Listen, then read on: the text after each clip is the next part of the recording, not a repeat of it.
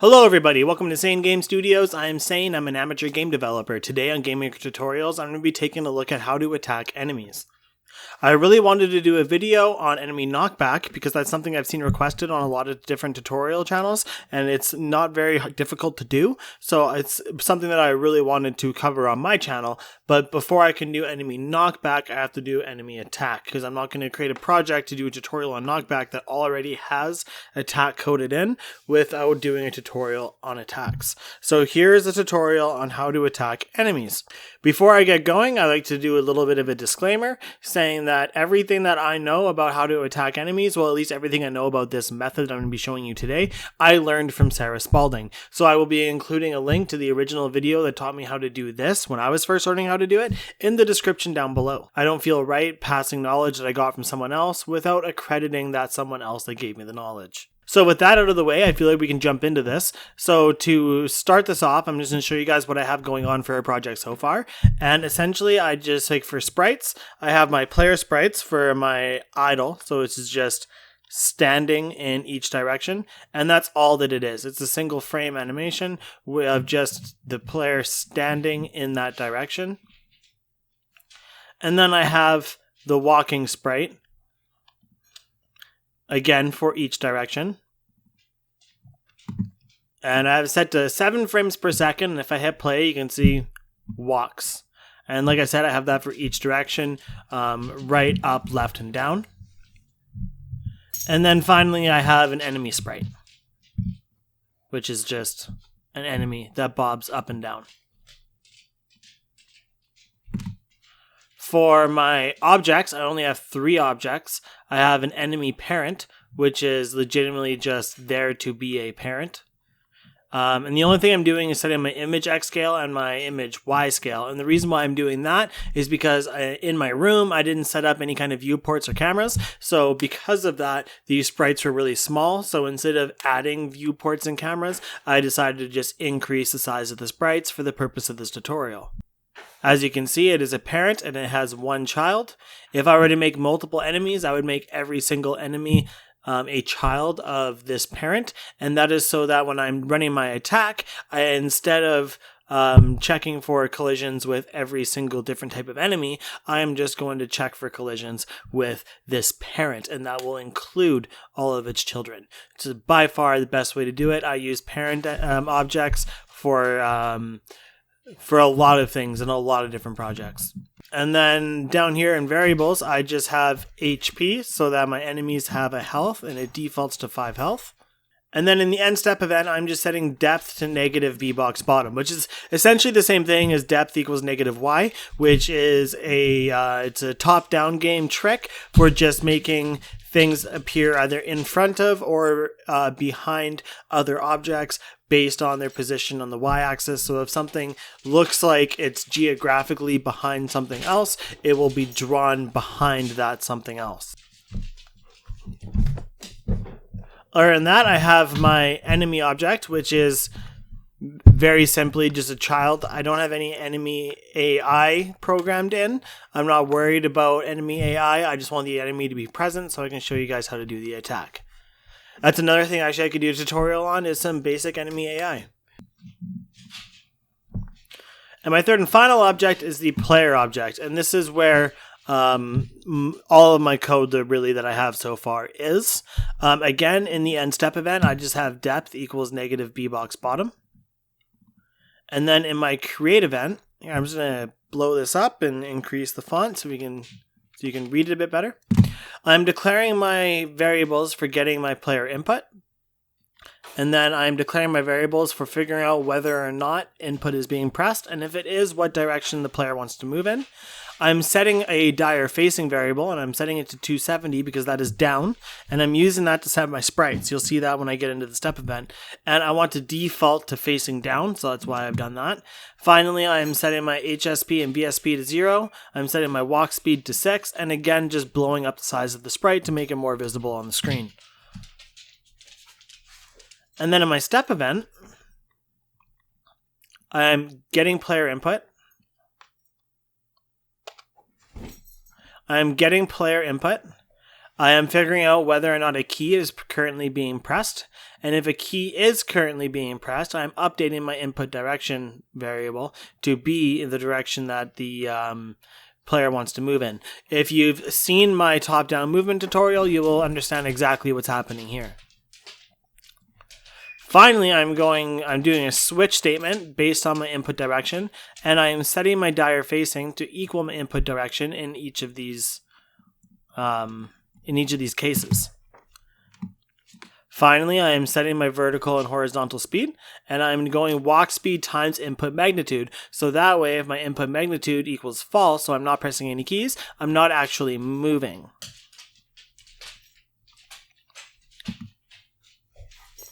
And then finally, I'm committing to my movement. I have not put anything in here for any kind of collisions because I don't have any walls or tile maps or anything to be colliding with. Oh, I'm going to delete that line. I've already recorded this tutorial once and I made a couple mistakes in the coding. And instead of just admitting to making the mistakes, I decided to just quickly refilm this. I actually don't do scripting for any of my tutorials. I just kind of hop on and do it. But yeah, so I'm committing to my movement and I don't have any collisions programmed in, so I'm not worried about that because I don't have any walls, I don't have any tile maps, I'm not doing anything with collisions, so I don't have collisions. And then if input mag is true, which means that if I am currently pressing a key, I'm setting my sprite index based off of what direction I am facing to be my walk sprite in the respective direction. And then if I am not pressing any keys, so if not input mag, else, I'm doing the same thing, but I'm setting my idle sprite. And then if I were to run this right now, as you can see, my player starts off facing down, I have my enemy there bobbing, and I can go ahead and move around, and I animate pretty much correctly in all the directions. There are edge cases where the way that I'm animating will not work. Like if I'm going like that and then see I can move in the wrong direction that I'm facing. And that is due to how I am setting my dire facing. It doesn't account for diagonals. So anyways, that's neither here nor there. I'm here to show you guys how to do attacks. So to do attacks, essentially what I'm going to be doing is I'm going to be creating a new sprite that is going to hold the hitbox for the areas that I want my attacks to affect.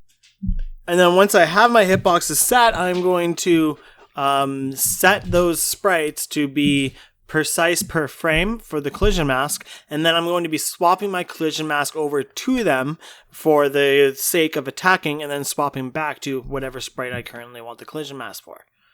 So to do that, I'm going to go back to my workspace, and I'm going to go over to my sprites here, and I'm going to start creating copies of each of my attack sprites.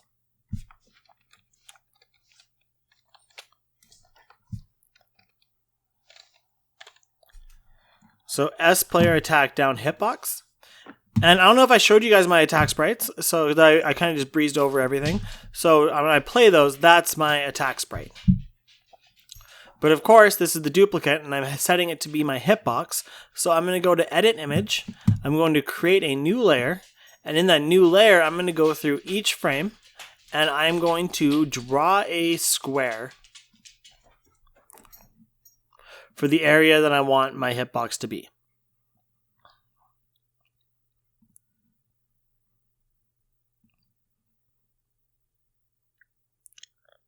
Normally, I go a little bit bigger than the actual area of attack because I would rather lean in the favor of the player. I never want the player to swing their sword and think, oh man, that should have hit, when realistically it actually didn't. So what I do is I just make the hitbox a little bit bigger just to lean towards the player to make the attacking a little bit more forgiving. I'm going to do that for each frame.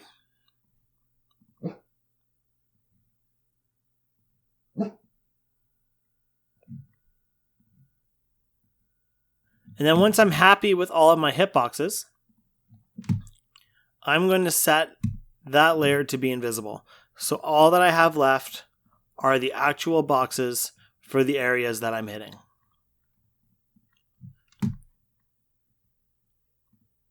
And then, once I have this as my sprite, if I go to collision mask, as you can see, it's just going to fill in the entire area of everywhere that the collision mask hits. So instead, I'm going to go to collision mask type, and I'm going to set it to precise per frame. And as you can see, the collision mask is just where the hitbox is.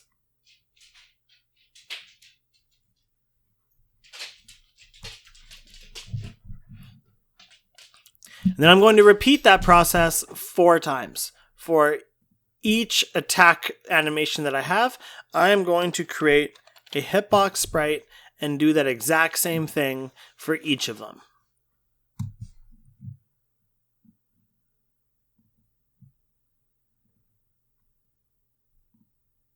Workspace, collision mask, type, precise per frame. So with that done, we can actually start programming in what we need for our attack to actually do the attack. So the first thing actually I'm going to do is I'm going to create a state machine. And if you had seen my my video on state machines, you will know exactly what it is that I'm doing. And if you haven't seen it, I recommend watching it, not because I'm trying to promote my videos, because state machines are amazing. I'm going to go enum, player state,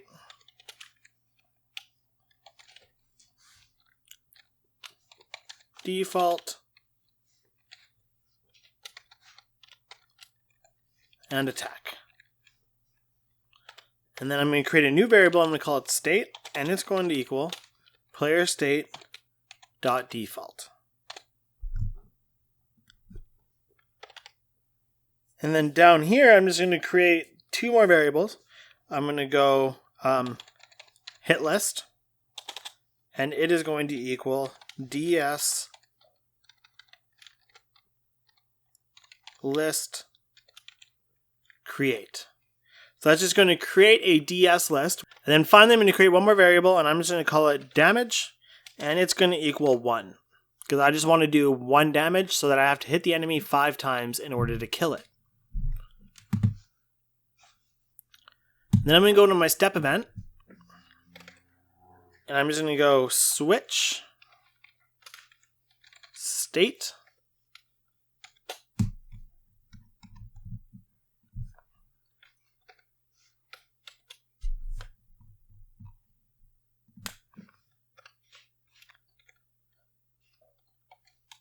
case player state dot default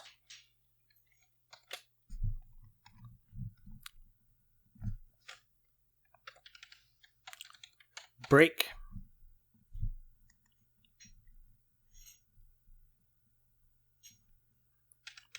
and tab those out.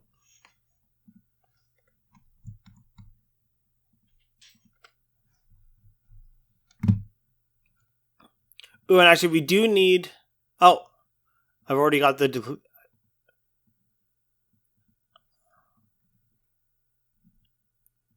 I don't know if this is carried over from my previous recording or if I actually put that in there. I think I might have left it there, but I do need this variable now just to declare the variable for getting the player input.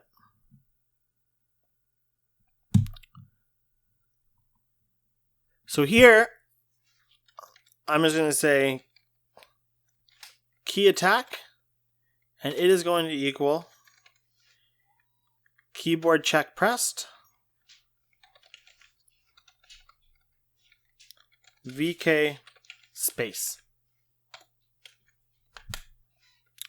And then right here, I'm just going to say if key attack state equals player state dot attack. Now we haven't actually, we're changing our state. So we are changing the state in our state machine. We have not written the player state, like the attack state yet. So there is nothing actually there for it to do once it enters the attack state. So that's what we're going to do now is we're going to create the attack state. And the first thing I'm going to do is just to clean this up a little bit. I'm just going to go pound region default state. Then I'm going to go down here. I'm going to go pound end region. And then I'm going to minimize that. That's just to keep everything nice and clean and easy for us to read and organize as we go and as the state machine gets bigger. I personally prefer doing it through this method rather than writing scripts because it puts my entire state machine in one window instead of having to look at multiple scripts and multiple windows, and it gets messy. So I like to do it with the switch statement and then just use regions to make it collapsible. So I'm going to do another pound region, attack state, pound end region, case, player state, dot attack, break. So now that we have the actual case made here, we can start to program what our attack state is and what it is that we want to be doing when we're attacking. So the first thing I want to do when I hit the attack button is I want to animate the actual swing of the sword. And then on top of animating the swing of the sword, I also want to change my mask index to be the hitbox sprite rather than the actual sprite of the attack. And because in my default state, I am using my dire facing, the direction that I'm facing, to set my sprites, I am going to do that again in my attack state. So I'm going to go switch, dire facing,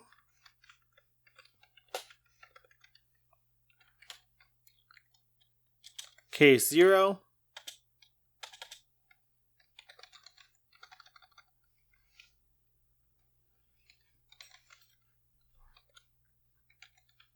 sprite index equals S player attack right, break.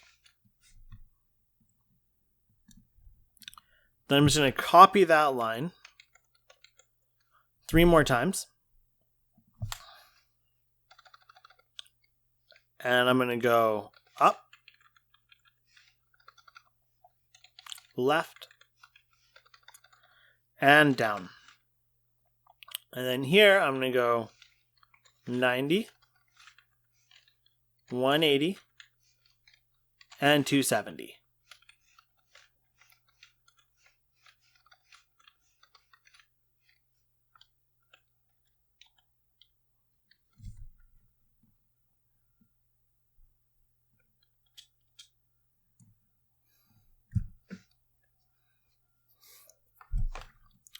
Oh, I actually totally forgot. I also need to set my mask index. Mask index equals S player attack right hitbox.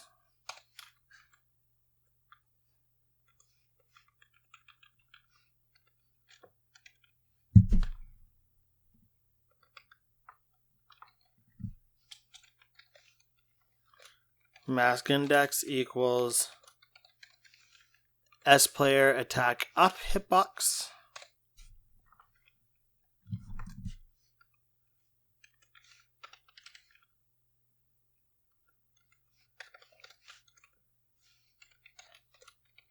Mask index equals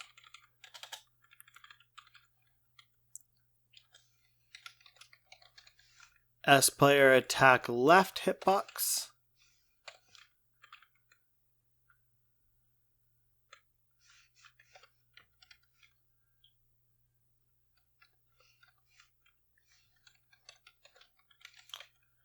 Mask index equals S player attack down hitbox. And then to make sure that I'm not forgetting, I'm going to go mask index equals sprite index. Because I want to change it back eventually. So before I do that, I want to change it back. Just now. But then, if my animation is done, so I am done the animation of swinging my sword, I want to go back to the default state. And to do that, the best way that I've figured out to do that is I am actually going to create a script. Create script, and I'm going to call it animation end. And I'm going to say if image index is greater than or equal to image number minus 1, return true. Else, return false. So if you're wondering what it is I'm doing here, I'm calling it animation end because this is exactly what it's doing, is it's checking to see if the animation has ended. So image index is going to be the current frame of whatever sprite you are currently on. So let's say I am in the middle of my attack and I am on this frame. This is the second frame because you have the 0 frame, the first frame, and the second frame. Your image index is going to equal 2. Image number is the amount of frames in your animation. But your image index will start counting at 0. So it'd be 0, 1, 2, 3, 4, and 5. Your image number starts counting at 1. So it's 1, 2, 3, 4, 5, and 6. So what I want to do is I want to go image number minus 1 to make sure that if I'm on the last frame, then it is the 5th frame. That is the image index, but it's also the image number. So what I'm saying is that if my image index is greater than or equal to, so it means that it is past or on the amount of frames minus 1, which is going to tell me whether or not I'm currently on the last frame. And then if this is true, this function is going to return the Boolean true. And if it is not true, it's going to return it false, which is very handy, which means I can go into my player event and I can go if animation end. And I'm going to go state equals player state dot default. And if I run this right now, you're going to see that I'm going to swing my sword, and then and if I run this right now, you're going to see that I swing my sword and then I return back to the default state, which gives me the ability to move again.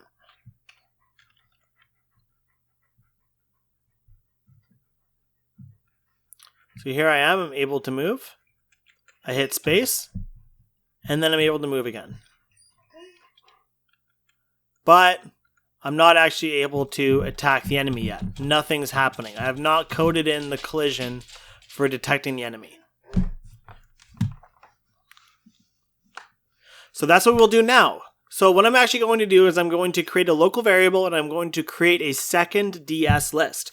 And I'm going to store every single instance that I am hitting in my attack in that list. And then I'm going to compare it to the list that I have created here to see if that enemy is on this list. And if it is not on this list, I'm going to apply damage and then add them to the list. And then when I'm done attacking, I am going to clear this list and make it empty.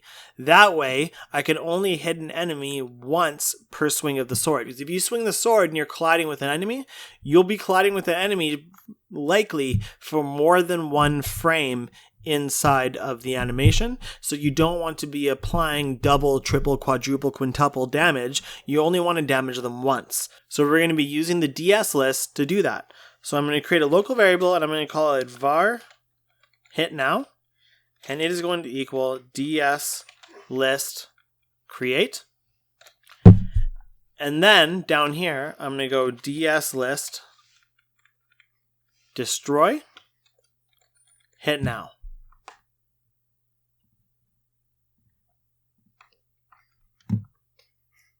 And the reason why I'm doing this is that in the next frame, I'm going to be creating a new DS list and assigning it to this variable, which is not actually going to destroy the list that I've already made. It's just going to delete any references to it while this list sits there in memory. And that will, over time, create what's called a memory leak, which is going to increase the amount of memory that your game is taking on the device until eventually it overloads the memory and then causes the game to crash. So to avoid that, as soon as we create a list like this, we're going to immediately destroy it.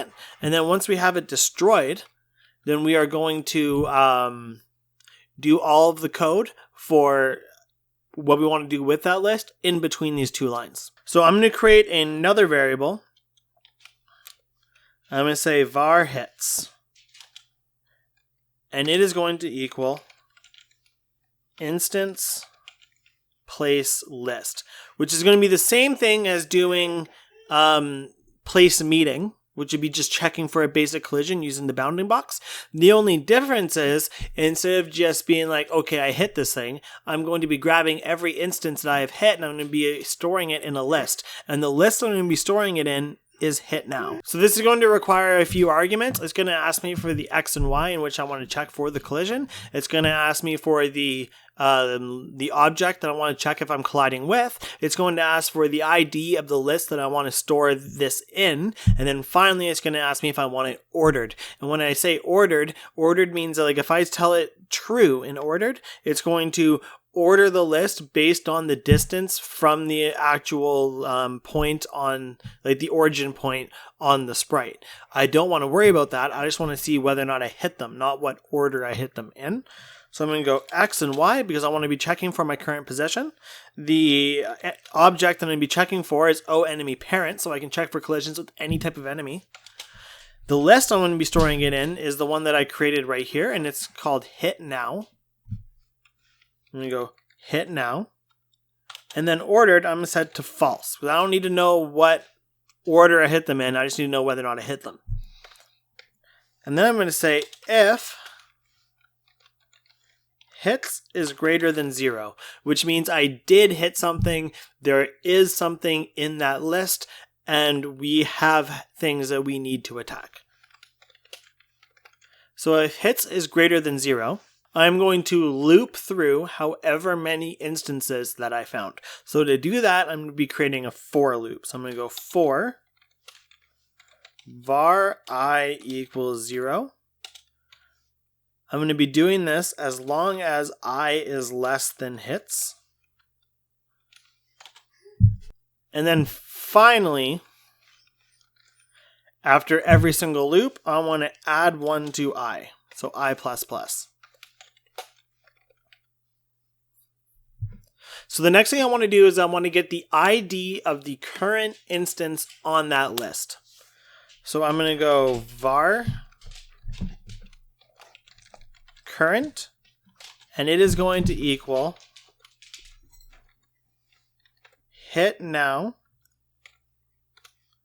square bracket, align I.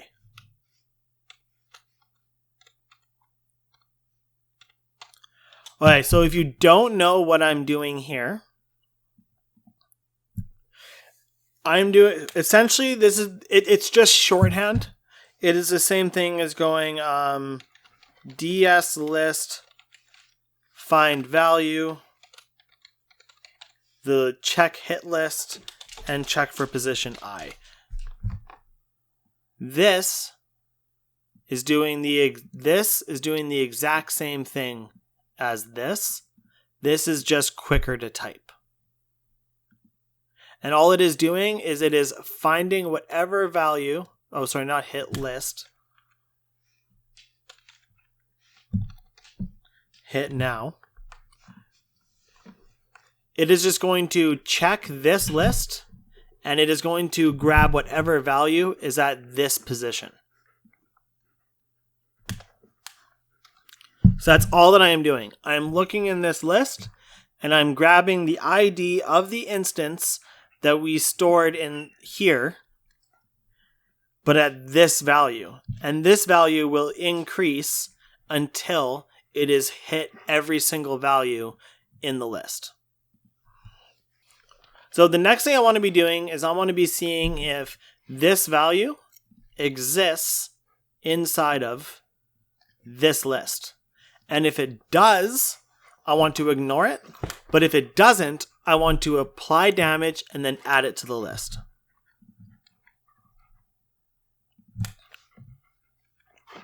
So I'm going to say if DS list find index hit list current. So what this does, DS list finds index, is it's going to take this list and it's going to look at every single value of that list and see if this is one of them. And if it is not one of them, it is going to return a value of -1.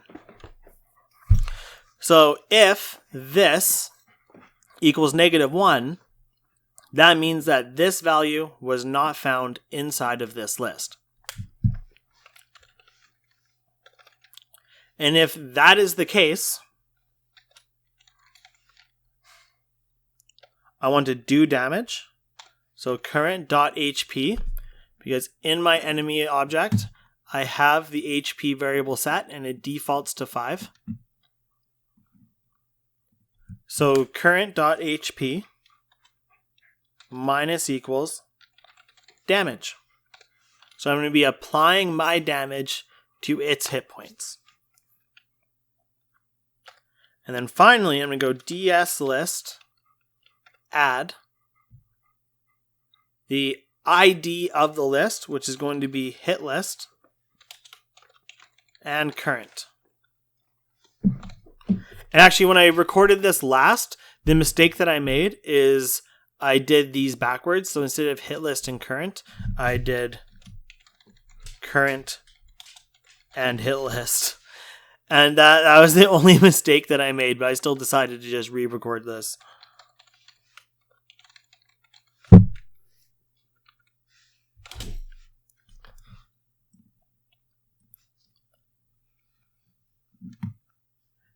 But I am adding these values to the list. And when I'm done my animation, so I'm going back to my default state, I'm done attacking, I want to empty this list so that the next time I attack, I am able to attack that enemy again. So to do that, I'm going to go down here, if animation end,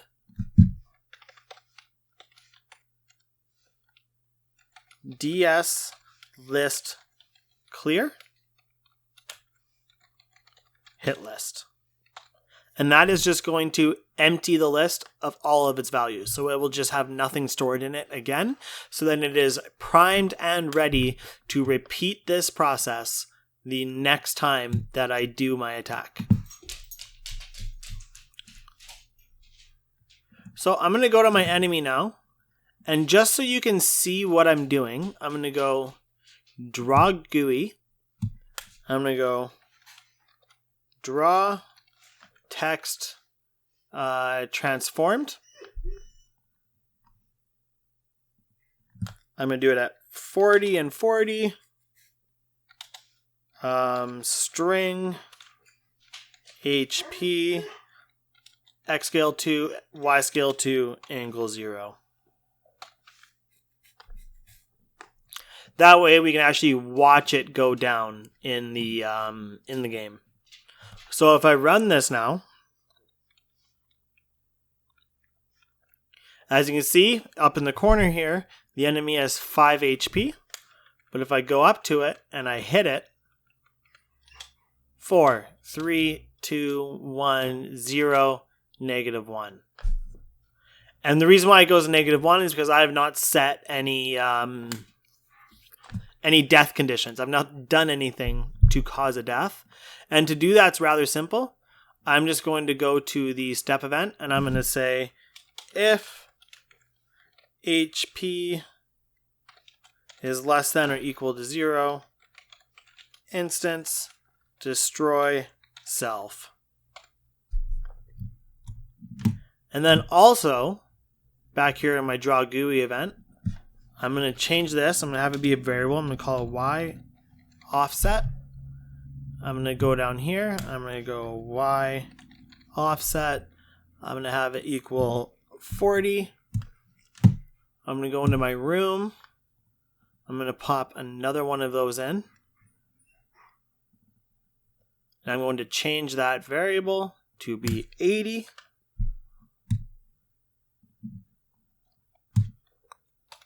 That way we can have 2, and I can show you that it works hitting 2 enemies at once. So as you can see, I have 2 enemies here.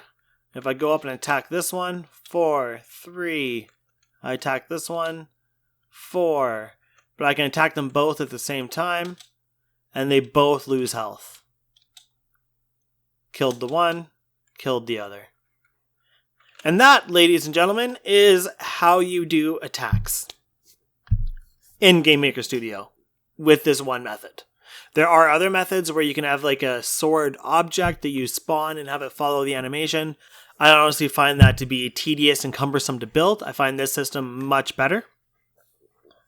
So now that we've gone over attacks, like I said, I'm able to build an enemy knockback tutorial, and I will be releasing that one next week. So you'll have that to look forward to. Also, I'm in the process of building a complete platformer tutorial series, where I'm going to be showing you guys how to make a platform game from start to finish, going from just a quick introduction into the Gamemaker user interface, going into how to make your block move left and right, applying gravity, doing collisions, finally ending with, for movement, I'll be ending with, dashing and wall mounting and jumping and then attacking, have some basic enemy AI, a couple different levels, different a transition to fade from one room to the next, initialization scripts, interactable objects, whole 9 yards. I find it's kind of a bit of a staple with tutorial channels to do a complete game project, so I feel like I'm just going to do that. So I'm not actually going to release any videos for that until I've completed the entire thing, but it is something I'm currently working on building. If you have any questions about anything that I have done today, you can feel free to leave a comment down below asking your questions, and I will absolutely go out of my way to help you to the best of my ability. Like I said, everything I learned how to do in this video, I learned from Sara Spalding, and I will be putting a link to her tutorial for that video that taught me back in the day when I was first learning this. I'll be putting a link to that video down in the description down below. If you have any ideas for future tutorials, again, comment those down below. I am always looking for new tutorial ideas. Other than that, I'm just going to say the normal YouTube jargon. I'm just going to say please like, comment, and subscribe. It really helps me out. Thank you very much for watching. I hope you guys are having a great day. Peace out.